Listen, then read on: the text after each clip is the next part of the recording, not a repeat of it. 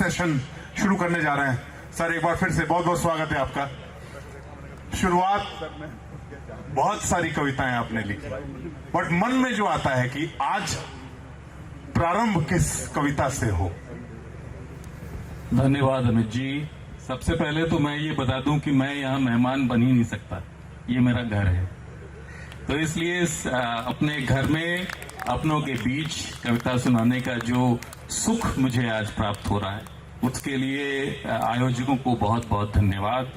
विशेषकर स्नेहा जी को, आनंद को, अंशुल को और उनकी पूरी टीम ने, जिन्होंने इतने सुंदर आयोजन को मूर्त किया है। आपने कहा कि कौन सी कविता पहले सुनाना चाहूंगा, तो मुझे लगता है कि कविता का जो भाव जगत होता है वो कई स्तरों पर होता है। पहला होता है जो व्यक्ति को व्यक्ति से, उसको संबंधों से जोड़ता है, उसको आसपास के रिश्तों से जोड़ता है, पहला वो स्तर होता है। दूसरा उसकी सामाजिक चेतना को पुष्ट करता है, वो स्तर होता है। तीसरा उसके कर्म क्षेत्र से जुड़ा होता है। चौथा उसके देश समाज से होता है और पांचवा उसका ईश्वर और आध्यात्म के साथ होता है।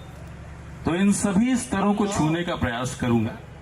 लेकिन सबसे पहले चूंकि बात कविता की हो रही है, सृजन की हो रही है, रचना की हो रही है, तो मुझे लगता है कि जो सृजन और रचना का सबसे सबल और सशक्त प्रतीक है वो मां होती है। तो मां पर लिखी अपनी ये कविता सुनाना चाहूंगा, क्योंकि कहते हैं कि जितनी पीड़ा एक व्यक्ति सह सकता है उसकी परिणति प्रसव काल के दौरान होती है। जब मनुष्य का जन्म होता है उससे अधिक पीड़ा सहने की सामर्थ्य मनुष्य में है ही नहीं। तो उस सृजन शक्ति को वंदन करते हुए पहली कविता सुनाना चाहूंगा कि तुम शक्ति वत्सला स्नेह सृजन, तुम मेरी सांसों का चंदन। तुमने मुझको अपने अंदर अपना करके साकार किया। तुमने मुझको अपने अंदर अपना करके साकार किया, फिर प्रसव वेदना सहकर भी बाहों में हंस स्वीकार किया। निज पय का अमृत पान करा, तुम मुझको सांसें दे पाई। निज क्लांति कष्ट को भूल मेरी किलकारी सुनकर मुस्काई। तुम मां हो, तुम मां हो, तुमसे प्राण मिला, निस्वार्थ प्रेम का अभिनंदन। तुम शक्ति वत्सला स्नेह सृजन, तुम मेरी सांसों का चंदन। तुमसे मैं लिपटा भूल गया, तुमसे मैं लिपटा भूल गया, क्या भय होता क्या पीड़ा है। तुमने आंचल में मुझे लिया, जो लगा देव की लीला है। तुमने जो मुझे खिलाया है वह अन्न नहीं है अमृत है।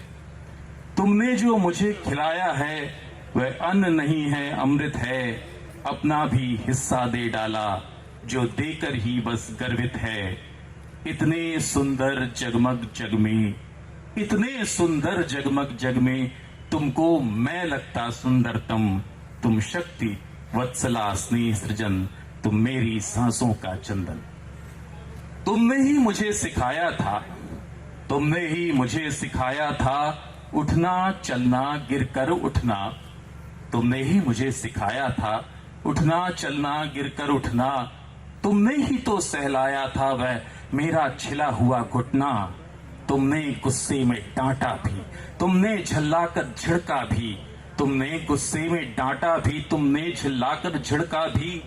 फिर पिघल प्रेम में धीमे से मैं रोकर तुमसे लिपटा भी। तुम भाव भावना कोमलता, तुम भाव भावना कोमलता का रूप, हृदय की हो धड़कन।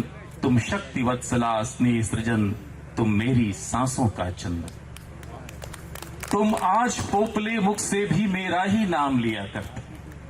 तुम आज पोपले मुख से भी मेरा ही नाम लिया करती।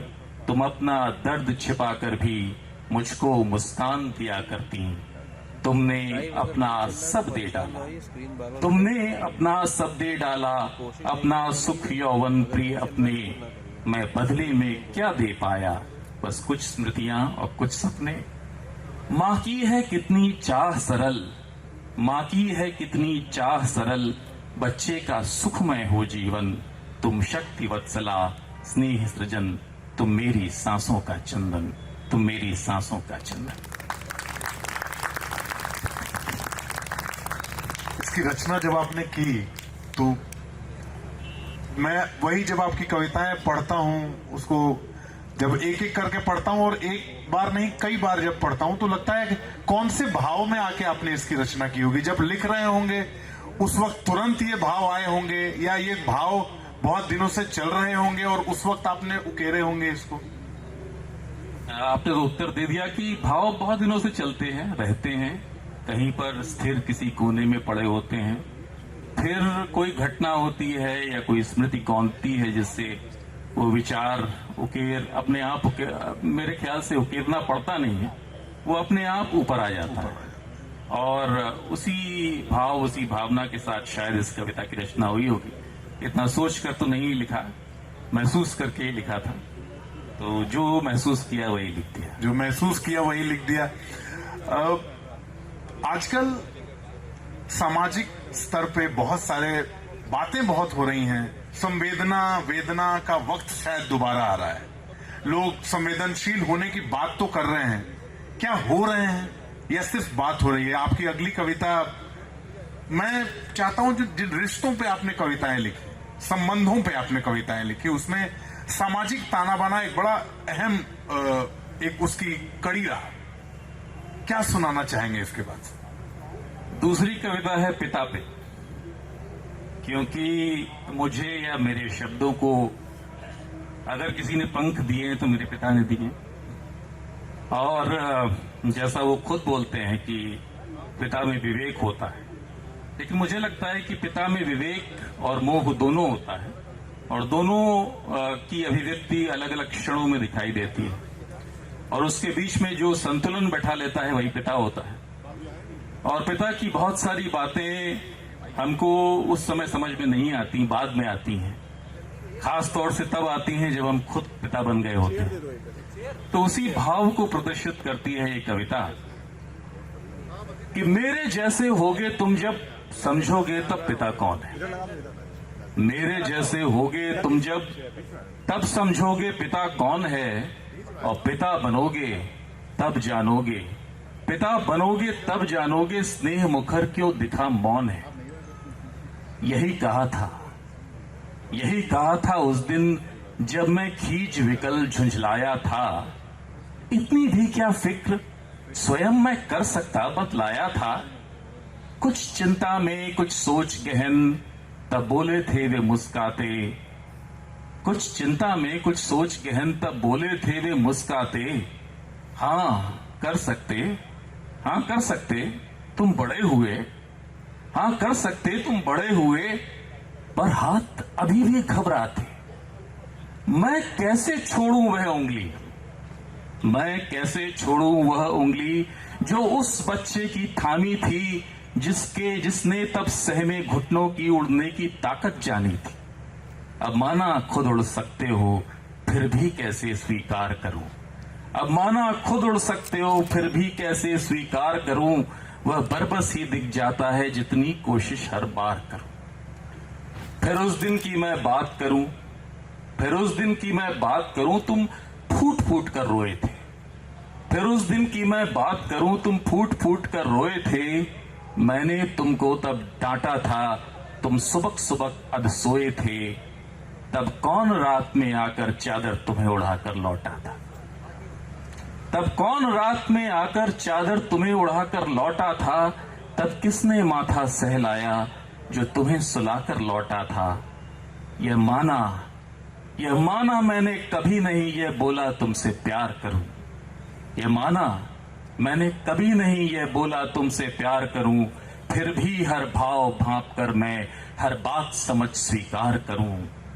अब क्यों सिमटा संसार मेरा, अब क्यों सिमटा संसार मेरा। क्यों अपने भी बस तुमसे हैं, क्यों हर आहट में बस तुम हो।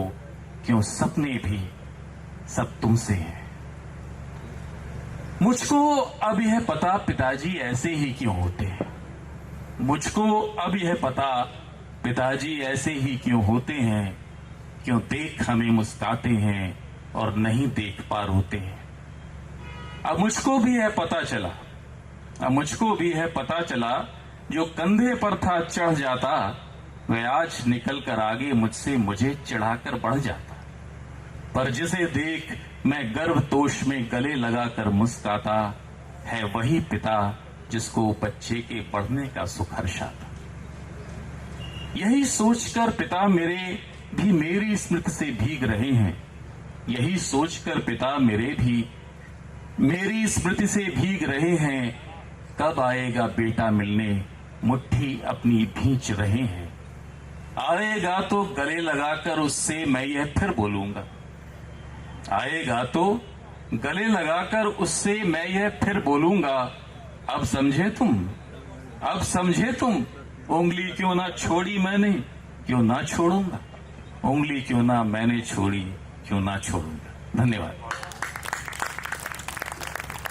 मुझे लगता है माँ पे बहुत मार्मिक कविताएं लिखी गई हैं और माँ को हम बहुत सारे कवियों को और बहुत सारे लेखकों को हमने माँ को एक्सप्लेन करते हुए सुना है, लेकिन मैं यहाँ आज इस मंच से इसको कन्फेस करना चाहता हूं सर कि पिता पर इस तरह की कविता, इतना मर्म, पिता को इतने गहराई से समझने का, मुझे इससे पहले मैंने पिता पर कोई ऐसी कविता नहीं सुनी। एक बार जोरदार तालियां प्लीज इस कविता के लिए जरूर हमें बजानी चाहिए।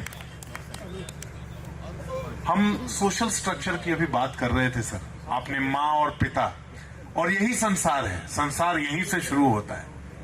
अब संसार के अगली कड़ी में माँ और पिता बच्चे को जन्म देने के बाद, उसे बड़ा करने के बाद समाज में छोड़ देते हैं। समाज से जुड़ा, और क्योंकि समाज और सामाजिक पृष्ठभूमि और उसके बदलावों पर आप बहुत काम कर रहे हैं, बहुत सारी चीजों को सूक्ष्मता से देख रहे हैं, अगली कविता क्या सुनाना चाहेंगे सर इससे जुड़ा कुछ?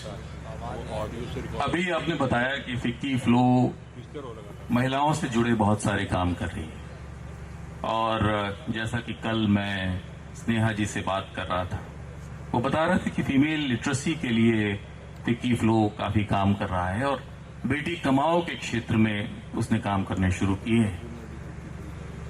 मेरा अपना मानना है कि चोटिल या उदास बचपन समाज के लिए अच्छा नहीं होता, और इसलिए समाज की जिम्मेदारी होती है कि बचपन को खुशहाल बनाए, बचपन को जितना प्रसन्न, जितना स्वस्थ बनाया जा सकता है, यह सामाजिक चेतना अगर सबके अंदर आए तो बहुत अच्छा होगा।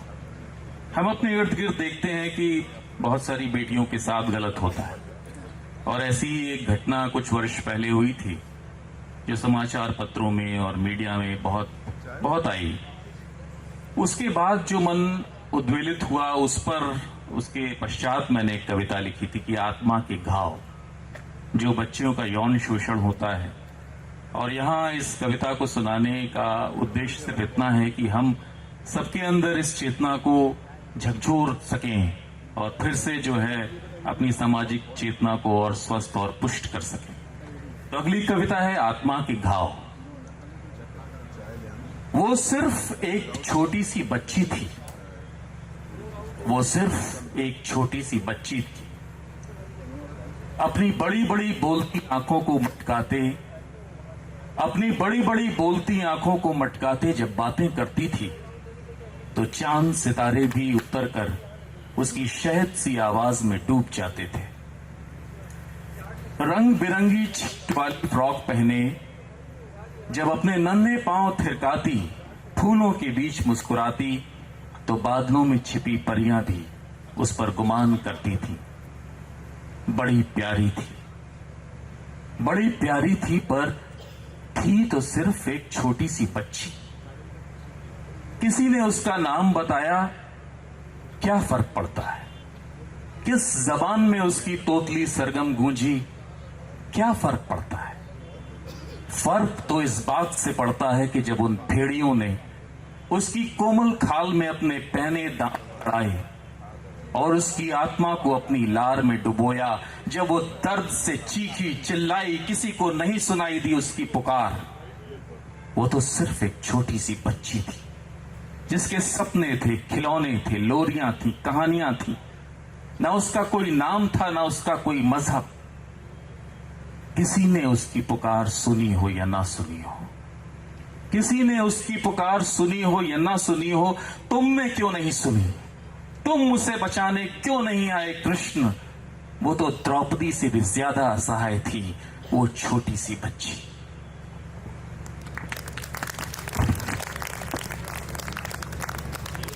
देखिए, ये कविता जो हमने सुनी, मुझे ये सुनने के बाद पिछले कई सारी ऐसी घटनाएं जो हमारे देश में हुई हैं सर, और उसको लेके समाज के एक तबके में जो संवेदनहीनता है, मैं कहूं संवेदन शून्यता है, उसको दोबारा से आप जब कह रहे थे तो अंग्रेजी में उसको कहते हैं गूज़बम्प्स आना। जब आप उसको कहते हैं तो कई बार ऐसा लगता है जैसे आंखों के सामने वो सब कुछ चल रहा है कि क्या हुआ होगा, किस तरह से हुआ होगा।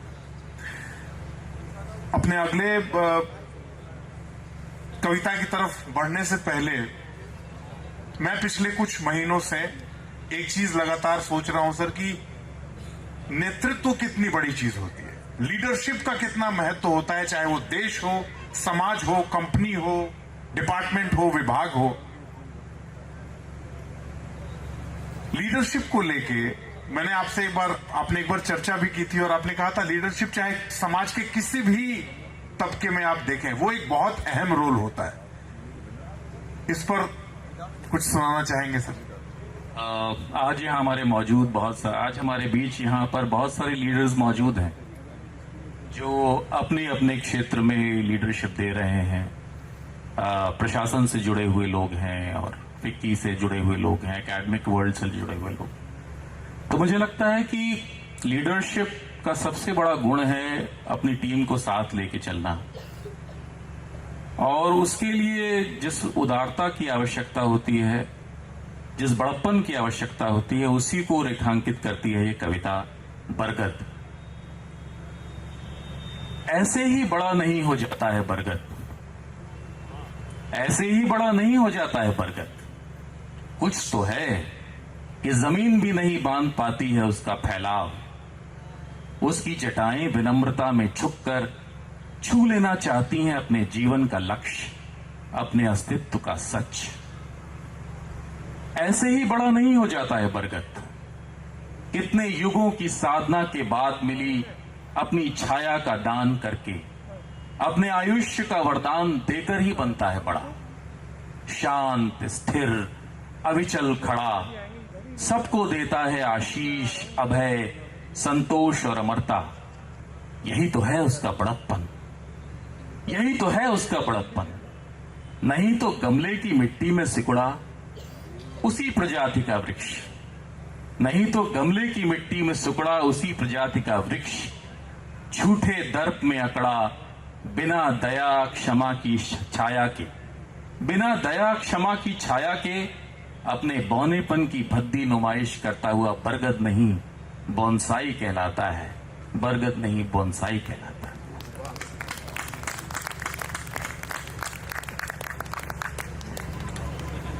दूसरी क्वालिटी है जो लीडरशिप में मुझे लगता है कि इतनी जरूरी है, वो ये है कि अपने यकीन पे यकीन रखना। कभी कभी परिस्थितियां विषम होती हैं, मुश्किलें इतनी होती हैं कि लगता है कि कोई परिवर्तन या बदलाव ला पाना संभव है या नहीं। उस समय जो आपका अपना कन्विक्शन होता है, उस कन्विक्शन पर अगर आपको भरोसा है तो मुझे लगता है कि आप में लीडरशिप क्वालिटी है। हो सकता है कि भीड़ के कोलाहल में आपको अपना मौन कभी कभी खले, लेकिन उस समय भी अगर आप एकांत साधना में अपनी आवाज को सुन पा रहे हैं तो आप लीडर हैं। और इसी को रेखांकित करती है ये कविता, एक अकेली ऊक। इस कविता की पृष्ठभूमि यह है कि हम जब गुवाहाटी में थे और रेलवे कॉलोनी में अपने नए घर में गए तो वहां का लॉन अधूरा था, अधबना था, और उस समय वहां पर कौवे बहुत आते थे। यहां किसी जीव जंतु को बड़ा या छोटा बताने की कोई कोशिश नहीं हो रही। यहां सिर्फ इन प्रतीकों का इस्तेमाल किया जा रहा है कि बहुत सारे कौवे आते थे और उन कौवों के शोर से कभी कभी थोड़ी परेशानी होती थी। तो कविता है कि पहले सुनाई देता था सिर्फ इनका सामूहिक चीत्कार, पहले सुनाई देता था सिर्फ इनका सामूहिक चीत्कार, एक साथ फड़फड़ाते हुए इनके पंख, इन पंखों की आवाज और उनका पैना बिखरा शोर, ऐसा लगता था कि आवाज करने का हक सिर्फ इनको है। ऐसा लगता था कि आवाज करने का हक सिर्फ इनको है, इनको जो ऊंचे बूढ़े ऊंघते पेड़ों पर कब्जा जमाए सुबह शाम अपनी सत्ता का राग लाते, इनको जो शोर मचाते चले आते हैं, हरी घास को नोचते, जमीन के अंदर खोजते रेंगती हुई अपनी लिप्सा को, इनको जो एक साथ जमा होते, एक साथ टूट पड़ते, लड़ते भिड़ते और शोर मचाते ही उड़ जाते हैं। ऐसा लगता था मुझे कि आवाज करने का हक सिर्फ इनको है, और इसलिए कभी नहीं दूर होगी बूढ़े दरख्तों की उदासी। मगर बीते कुछ दिनों में शाखें मुस्कुराई हैं, मगर बीते कुछ दिनों में शाखें मुस्कुराई हैं। एक अकेली कूक मीठी सी, तीखी सी, अपनी एकांत साधना में डूबी भीड़ के अहंकार पर हंसती हुई मेरे अंतर को गुदगुदाकर पेड़ पर लौट आई है। शाखें मुस्कुराई हैं।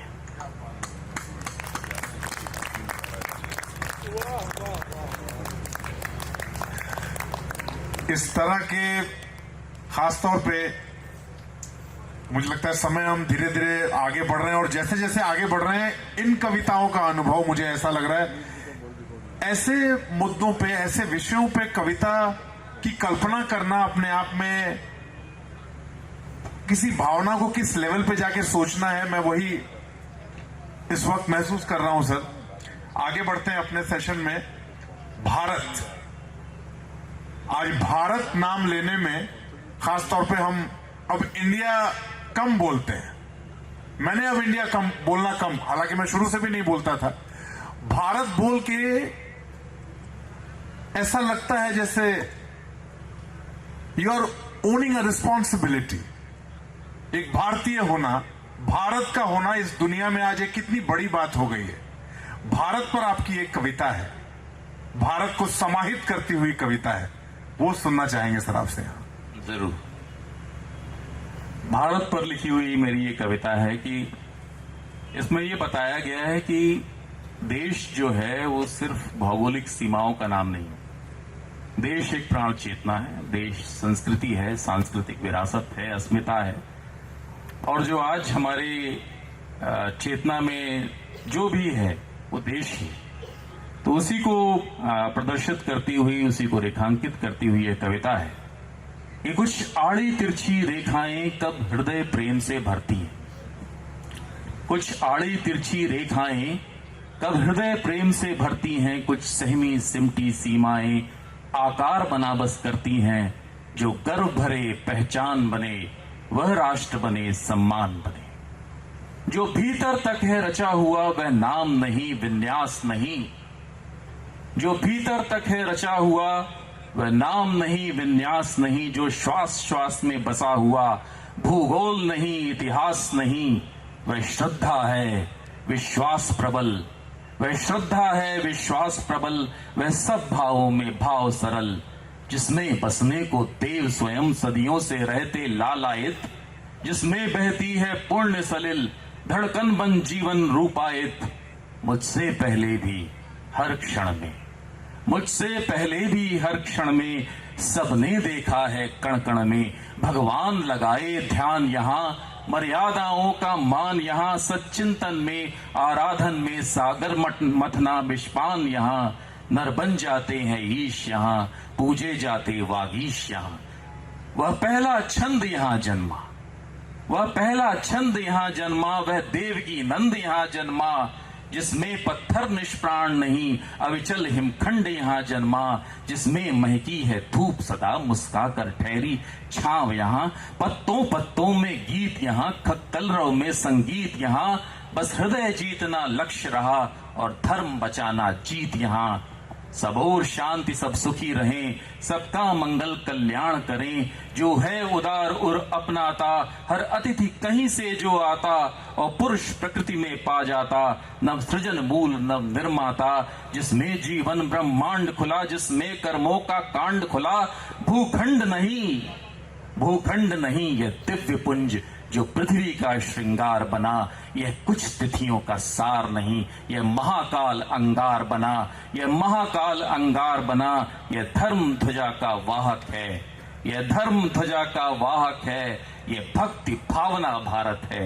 यह भक्ति भावना भारत है। क्या बात है। इस कविता पे मैं चाहता हूं ताली थोड़ी देर तक बजती रहे, क्योंकि ये कविता भारत को एक सूत्र में बांधने की एक ऐसी कोशिश जिसमें कुछ नहीं बचा, जिसमें भारत का वर्णन करने में कोई भी ऐसी बात नहीं बची जो रह गई। मुझे नहीं लगता कुछ रह गया, आपने सब कह दिया। सेशन में आगे आपकी कविताओं की जो श्रृंखला है, उसमें मेरा मन जिसमें बहुत बसता है, जो आप लिखते हैं, आप शिव को लिखते हैं, शिव के भाव को लिखते हैं, कृष्ण को लिखते हैं, और उनको आपने जैसे लिखा है, मैं द्रवित होता हूं, बहुत बार इमोशनल होता हूं, और पढ़ते हुए होठ कांपते हैं, कई बार शरीर कांपता है कि जब ये लिखा गया होगा तो उस वक्त शरीर में किस तरह की ऊर्जा संचारित हो रही होगी, समाहित होगी। वो सुनना चाहता हूं आपसे सर, और हम सब सुनना चाहते हैं। मेरे ख्याल से अब हमें इस कार्यक्रम को परिणति की तरफ ले जाना चाहिए, और इसलिए अंतिम चरण में मैं दो कविताएं सुनाना चाहूंगा, एक कृष्ण पर और दूसरी शिव पर। पहली कविता है कृष्ण पर, क्योंकि कृष्ण को लोग अलग अलग तरह से समझते हैं, और कृष्ण के विषय में बहुत सारी भ्रांतियां भी हैं। कृष्ण सभी कलाओं में सिद्ध थे। I think he was the first and the only complete man. तो कृष्ण को समर्पित मेरी यह कविता है कि तुम क्या हो, तुम क्या हो, तुमको समझ सकेगा कैसे कोई संसारी। तुम क्या हो, तुमको समझ सकेगा कैसे कोई संसारी। इतने रूपों में देख तुम्हें चिरभ्रमित हुए हैं नर नारी। तुम कभी शांति संघर्ष कभी, तुम कभी शांति संघर्ष कभी, तुम कभी मिलन हो बिछड़न हो। तुम गीता का भी गूढ़ ज्ञान, तुम मुरली की भी सरगम हो। तुमको मायावी कहते हैं, माया में उलझे अज्ञानी। तुमको मायावी कहते हैं, माया में उलझे अज्ञानी। तुमको जो समझा समझ गया, क्यों प्रेम नहीं है अभिमानी। तुमने जो रास रचाई थी, क्या अनुपम प्रेम लुटाया था। तुमने जो रास रचाई थी, क्या अनुपम प्रेम लुटाया था। जो युगों युगों के प्यासे थे, परितृप्त करा समझाया था। अब कृष्ण ने क्या समझाया। जो प्रेम हृदय की सीमा के अंदर बंध जाए, प्रेम नहीं। जो प्रेम हृदय की सीमा के अंदर बंध जाए, प्रेम नहीं। जो प्रेम बिखर कर काजल से आंखें रंग जाए, प्रेम नहीं। जो हृदय बना दे सागर सा, जो हृदय बना दे सागर सा, फिर उससे छलके प्रेम वही। जो रंग छंद आनंद बिखेरे, सब पर बरसे प्रेम वही। जिसने ये प्रेम सिखाया है, जिसने ये मर्म बताया है, वह कृष्ण कौन है, यह भी हंसकर उसने ही समझाया है। जो कई वेश में है अशेष, मुझको मिलता है रूप बदल। वह कृष्ण दिखाता लीला, जीवन जीता मीठा खूब सरल। अब कृष्ण कौन है। जो मित्र अकिंचन को बिन मांगे सब कुछ दे दे, कृष्ण वही। जो मित्र अकिंचन को बिन मांगे सब कुछ दे दे, कृष्ण वही। जो भ्रम संशय को दूर करे, रथ जय को मोड़े, कृष्ण वही। जो निविड़ रात में तूफानों में राह बना दे, कृष्ण वही। जो अपनी सांसों से उपवन में फूल खिला दे, कृष्ण वही। जो एक हाथ में चक्र दूसरे में बंसी ले, कृष्ण वही। जो एक हाथ में चक्र दूसरे में बंसी ले कृष्ण वही, जो मौन प्रार्थना सुनकर लुटता शील बचा ले कृष्ण वही, जो शांति प्रीति का साधक हो पर युद्ध जिता दे कृष्ण वही, जो कूटनीति आराधक हो पर सत्य सुना दे कृष्ण वही, जो बंदी गृह में जन्मे घर में नहीं बंधे पर कृष्ण वही, जो स्नेह सूत्र में लिपटे फिर भी मुक्त रहे है कृष्ण वही, जो उंगली पर गिर थाम सभी को शरण बुला ले कृष्ण वही, और जो मां से मांगे चंद्र उसे ब्रह्मांड दिखा दे कृष्ण वही, जो है प्रबुद्ध जो प्रेम क्षेम जो धर्म युद्ध है कृष्ण वही, जो है प्रबुद्ध जो प्रेम क्षेम जो धर्म युद्ध है कृष्ण वही, जो नीति प्रीति जो भक्ति शक्ति जो प्रणय शुद्ध है कृष्ण वही, जो कब से है जो कब तक है, जो कब से है जो कब तक है, जो नित्य पुरातन कृष्ण वही, जो है नवीन जो समीचीन जो सत्य सनातन कृष्ण वही, जो सत्य सनातन कृष्ण वही। शंकर अंतिम कविता शंकर को समर्पित। शिव मेरे आराध्य हैं और मुझे लगता है कि जीवन में जो कुछ भी है और जो जीवन में शक्तियां हैं एक दूसरे से भिड़ने के लिए, एक दूसरे से भिड़कर एक दूसरे को मिटाने के लिए वे शिव के सानिध्य में आकर वही शक्तियां सृजन का रूप ले लेती। So Shiv is the meeting point of all extremities in life, and he is the magic that makes all contradictions harmonized. तो इसी बात पर है ये कविता शंकर कि मैं नहीं ढूंढता फिरता तुमको डगडग मगमग कहवर वन में, मैं नहीं ढूंढता फिरता तुमको डगडग मगमग गहवर वन में, मैं नहीं पूजता प्रतिपल तुमको ध्यान लगाए ज्योतिर्मन में, मैं नहीं रहस्यों की परतों को कभी खुरचता झुंझलाता, मैं नहीं तर्क के उलझे जालों में खुद को भी उलझाता, मैं तुम्हें समझने की कोशिश करना भी व्यर्थ समझता हूं, मैं तुम्हें समझने की कोशिश करना भी व्यर्थ समझता हूं, मैं अपनी सांसों के उठने गिरने का अर्थ समझता हूं, इसलिए तुम्हें मैं यहीं कहीं बस आस पास ही पाता हूं, इसलिए तुम्हें मैं यहीं कहीं बस आस पास ही पाता हूं, तुम कहां नहीं तुम सदा यहीं, यह खुद को ही समझाता हूं, यह खुद को ही समझाता हूं। जो सहज सरल वह शंकर है, जो अमीय गरल वह शंकर है, जो हर्ष तोष है शंकर है, जो जगा होश वह शंकर है, जो बहता जाए शंकर है, जो सहता जाए शंकर है, जो हृदय करुण वह शंकर है, जो किरण अरुण वह शंकर है, जो खुला गगन वह शंकर है, जो छुए पवन वह शंकर है, जो खुला गगन वह शंकर है, जो छुए पवन वह शंकर है, जो चले अगन वह शंकर है, जो शंकर है, जो खुला गगन वह शंकर है, जो छुए पवन वह शंकर है, जो चले अगन वह शंकर है, जो अग्नि शमन है शंकर है, जो जीवन गाए शंकर है, जो काल बुलाए शंकर है, जो है अनंत वह शंकर है, जो चिर वसंत वह शंकर है, जो गीत सुनाए शंकर है, जो नृत्य दिखाए शंकर है, जो गीत सुनाए शंकर है, जो नृत्य दिखाए शंकर है,